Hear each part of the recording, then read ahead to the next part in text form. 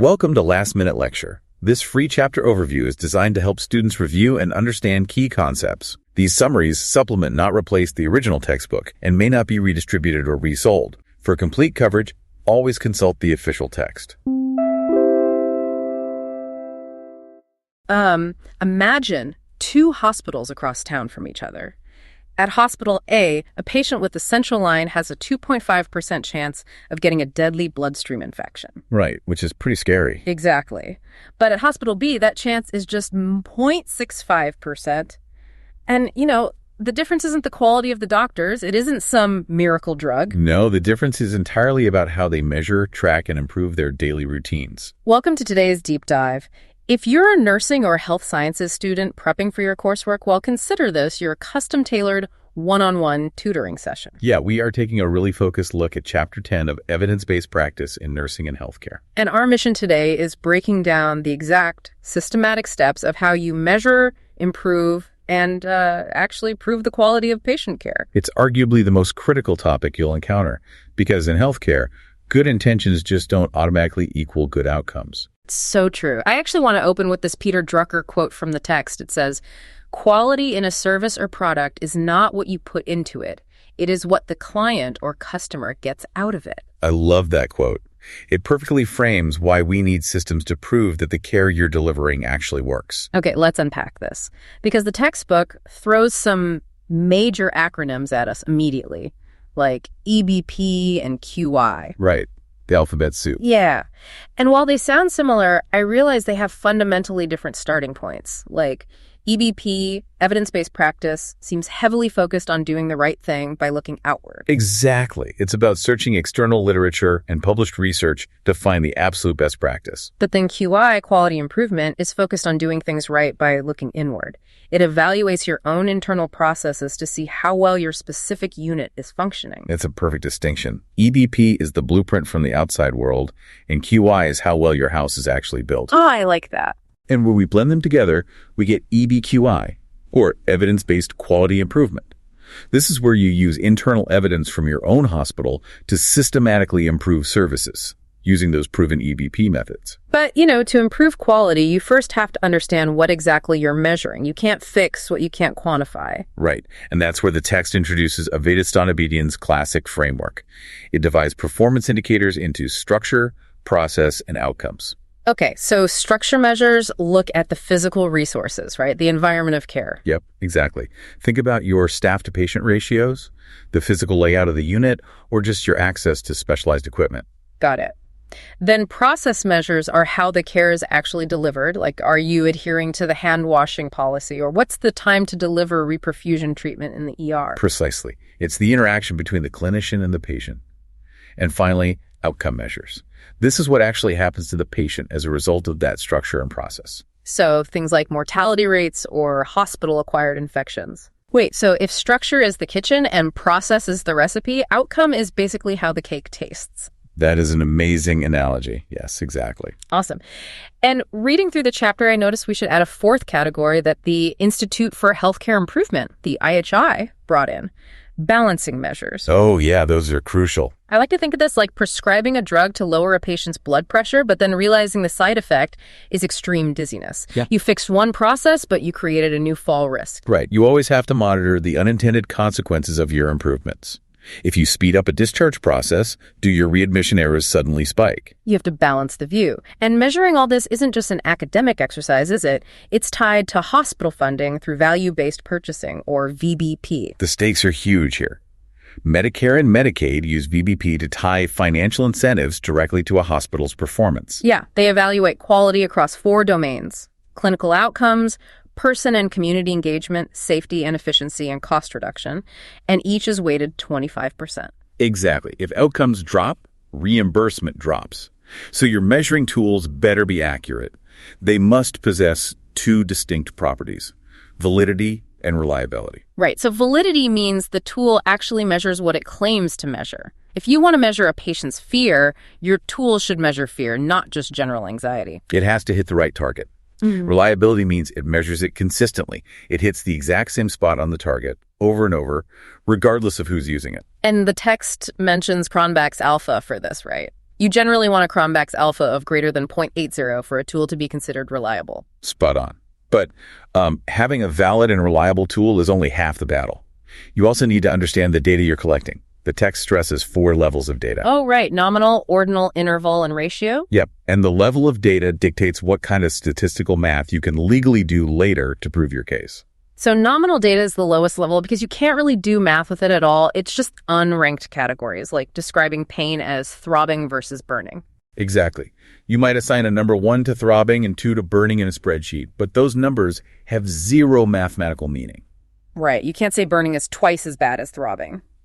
Next up is ordinal data, which ranks categories, but without equal mathematical spacing. Like a Likert scale on a patient satisfaction survey. Very dissatisfied, dissatisfied, satisfied, very satisfied. And this is where I see the application. If you treat an ordinal pain scale like interval data, you might average out your unit scores and think, hey, we're doing okay. Our average is a 2.5. But you're totally missing the fact that half your patients are at a 0 and half are screaming at a 5. You can't just average ordinal ranks like that. That's a huge trap. So averaging is reserved for interval and ratio data.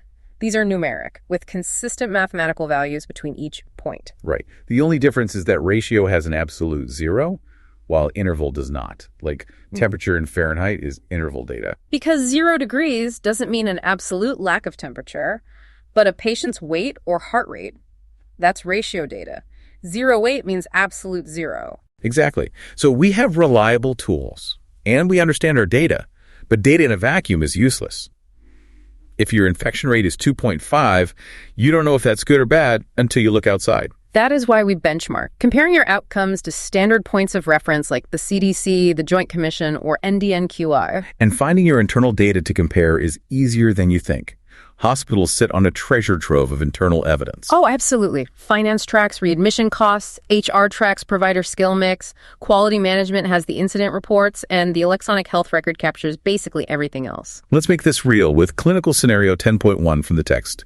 Imagine you're an infection control nurse. You check the CMS website and see your hospital's CLIOB SI rate is 2.5. Which is central line-associated bloodstream infection. Standing alone, 2.5 is just a number. But then you benchmark against Hospital B, which is 0.65. And you see the national benchmark is 1.0. This is the aha moment. Your hospital is at 2.5, the standard is 1.0. This internal data definitively proves there's a clinical problem. And that realization acts as step 0 of the EBP process. It ignites that spirit of inquiry. So your team searches external evidence and decides to implement a CLIOB-SI bundle. Which is a specific set of evidence-based practices that drastically reduce infections when done together. But knowing the answer and getting exhausted nurses to change habits are 2 different things. Totally. For that, we turn to the model for improvement from the IHI. It starts with 3 questions. What are we trying to accomplish? How will we know a change is an improvement? And what change can we make? To answer the first one, we need an aim statement. And it can't be vague. It has to be time-specific, measurable, and target a population, like reducing CLIOB-SI in the adult ICU by 50% in 6 months. Precision is key. Then you use the PDSA cycle. Plan, do, study, act. You plan the bundle, do it on a small scale, study the results, and act to tweak it before a hospital-wide rollout. And I want to push back on something here. The text brings up Six Sigma and Lean. Are those just corporate factory buzzwords? How does an assembly line concept help a nurse on the floor? That's a common reaction. But if we connect this to the bigger picture, healthcare is a system of interconnected processes.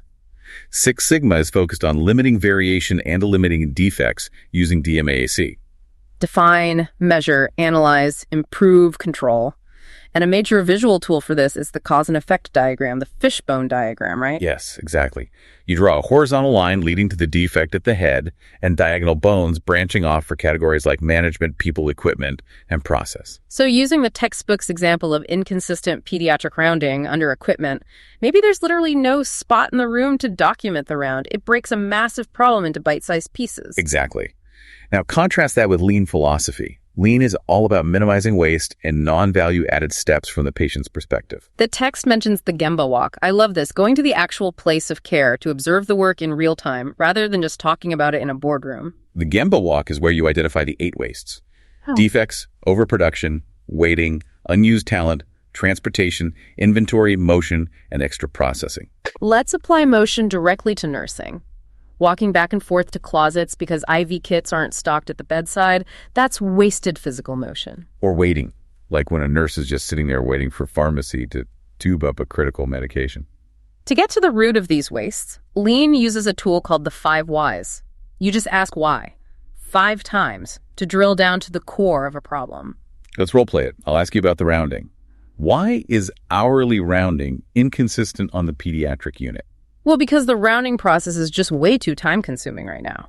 Okay, but why is it too time-consuming on this specific unit? Because there's an incredibly high nursing workload. But workload is high everywhere. Why is it exceptionally high here? Because it's a high-acuity pediatric patient population. The kids are sicker. So they're sicker, but why does that make rounding take longer? Are they requiring more physical interventions? Well, no, but because they have difficulty understanding their care, they need more time for explanations, and we don't have standardized written guidelines for that communication. Boom, 5 whys.